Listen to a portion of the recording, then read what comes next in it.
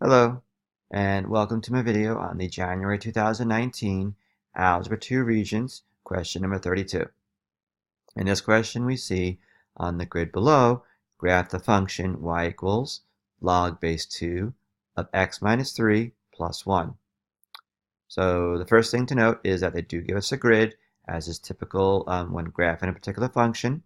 So make sure that whenever you draw out your graph on that grid, don't go off the edge, don't extend the axes in one direction or the other. Your entire graph has to be located on the provided axes on the grid here.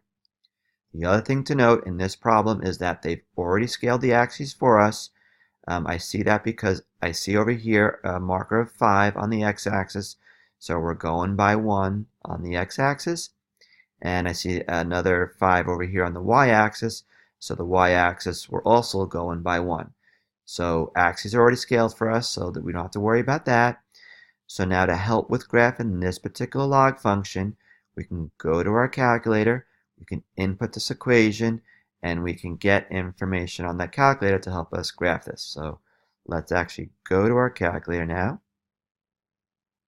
So we'll go to where we input equations to graph, right, in y equals, and we input our equation. I'll remind you that the log base command feature on your calculator can be found by hitting alpha window, and then option 5 is our log base functionality. So we have our equation input, and so now we can start by perhaps looking at the picture of our graph. We see the general shape of our graph, and so this is what we're going to want to get down on paper. But I will also remind you, be careful with your log function. There's a vertical asymptote here, and you can't just have your graph dangling and ending right over here. We're going to have to make sure we address this. So just be mindful of that. The other thing I'll remind you guys is that if we hit second graph, we can access the table of our particular log function, and we see here x values and their corresponding y values. So specific points such as like 4, 1, 5, 2, 7, 3, and 11, 4, those are specific points that we can actually plot down to perhaps help get our graph down on paper. And then the other thing I'll emphasize here is that at x equals to 3, that's where we start to see these error commands on our calculator.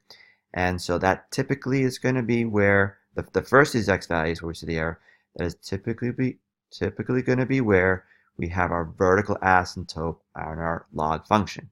So with all this information from our table, as well as the picture of our graph, we can now try to get this all down on paper. So again, the vertical asymptote is at x equals to 3, and to denote that vertical asymptote, I'm going to draw for myself a dotted line at x equals to 3. So again, this dotted line is at x equals to 3.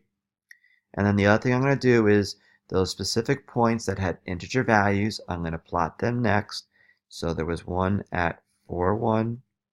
There was one at 5, 2. There was another one at 7, 3. And then I believe this here is 11. I think there was a specific point at 11, 4. So those were specific points that had integer y values. So I have them down. And then again, this is the general shape of our graph. So with the points I plotted down and my vertical asymptote, I'll try and draw carefully a sketch of my graph. So I'll make sure my graph goes through these points. And then I'm going to, at least as for my graph, as I go out to the right here, I'm going to extend that graph to the edge of my grid. I'll just draw an arrow there because that graph is going to continue in that direction out to the right. But now out to the left, again, you can't just leave your graph dangling here as is. We know that the vertical asymptote, this graph should just continue heading down to negative infinity as we approach x equals to 3 from the right. So you could draw your graph all the way down here, but you could also, because of the behavior of the vertical asymptote, we can just draw an arrow on the end of our graph here to denote that the graph is going to continue down towards negative infinity as we approach x equals 3 from the right. So there's our graph and our answer to this question. I hope that this video helped you out with this particular problem. As always, good luck with all your studies, and thank you for watching. Take care.